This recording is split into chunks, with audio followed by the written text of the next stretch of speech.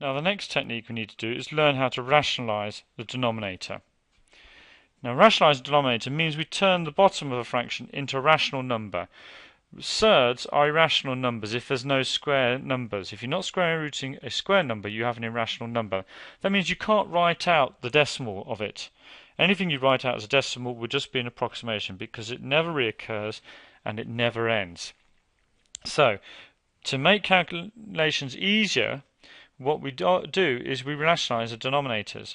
And the way we do that is we rely on the fact that, as we said earlier, the square root of 3 times the square root of 3 equals 3. Yep, you're squaring the number.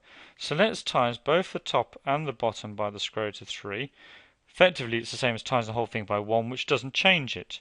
But it does change the top and it does change the bottom, but in ratio. 5 times the square root of 3 is 5 root 3. Square root of 3 times square root of 3 is 3. And what you can see is the number on the bottom, okay, the denominator, is now rational. There is no square roots in it. It's now a whole number. And that's the process called rationalising the denominator. Okay, let's do another example. So here we can do exactly the same thing. We're going to write that as the square root of 5 over the square root of 3 times the square root of 3 over the square root of 3. We choose the square number of the bottom that's going to make this turn into a nice perfect square that's square rooted and gives you a whole number. Root 5 times root 3 is root 15. Root 3 times root 3 is just 3, and we can't cancel these down. 3 doesn't go into the square root of 15. You need to be able to take a 3 out of this square root before you can cancel down. And we can't, so therefore we can't cancel down.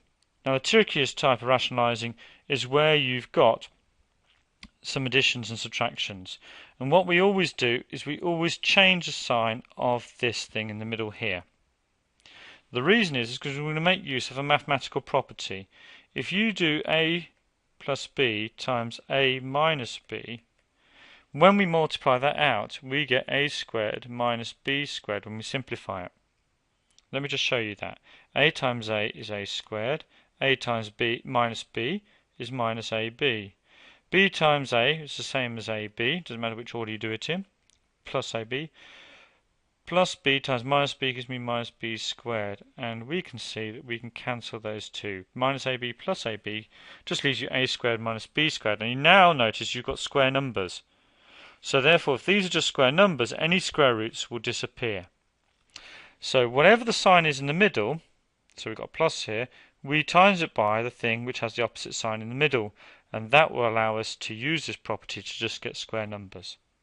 So we're going to times top and bottom of this by 2 minus the square root of 3, and that will allow us to use that property.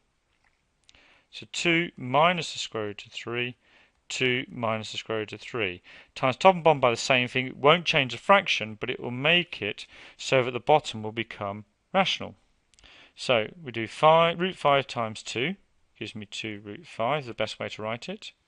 Root 5 times minus root 3 gives me minus root 15. 1 times 2 gives me 2. And we've got 1 times minus root 3 gives me minus square root of 3. All over 2 times 2 is 4. 2 times minus root 3 is minus 2 root 3. And root 3 times 2 is plus 2 root 3. And root 3 times minus 3, well, that just gives me minus. Plus times a minus gives me a minus. And root 3 times root 3 gives me 3.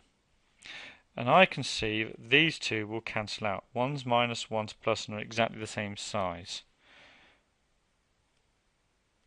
So that leaves me, I can't add any of these. None of these square roots are the same, so I can't add any of these and simplify them.